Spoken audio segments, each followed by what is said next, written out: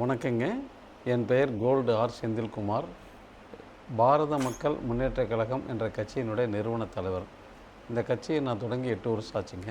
கோயம்புத்தூரை தலைமையிடமாக கொண்டு செயல்பட்டுட்டு வர்றோம். எங்கள் கட்சியினுடைய நோக்கம் பார்த்திங்கன்னா, இயற்கை விவசாயத்தை மேம்படுத்துறது. இரண்டாவது பார்த்திங்கன்னா, இளைஞர்களை போதையிலிருந்து மீட்டு கொண்டு வந்து மறுவாழ்வு ஏற்படுத்துறதுங்க.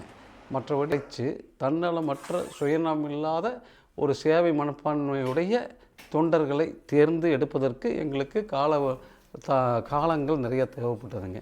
அதை ஃபேஸ்புக்கில் வந்து ஹரிபிரபு அவர்களை வந்து நான் பார்த்தேன். அப்போ அவர் வந்து என்னென்னா, தினமும் ஒரு 200லேருந்து 300 பேருக்கு அன்னதானம் கொடுத்தது.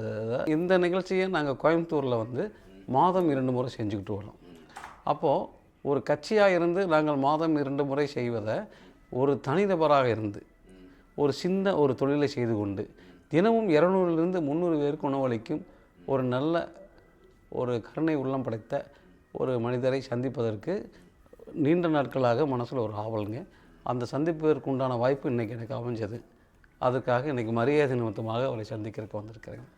அவருடைய இடத்துல வந்து பொதுமக்கள் சார்பாக எங்களுடைய மனமார்ந்த நன்றியினை அவருக்கு தெரிவிச்சதுக்காக வந்திருக்கேங்க. ஐயா, எங்களுக்கு இந்த மாதிரி பொதுமக்களை நோக்கி தன்னுடைய சுயநலம் இல்லாத ஒரு பொதுநலத்தோடு செயல்படக்கூடிய மனிதர்களை வந்து அடையாளம் கண்டுபிடிச்சி மக்களுக்காக அர்ப்பணிப்பதற்காக நாங்கள் காத்துக்கிட்டு இருக்கோம்.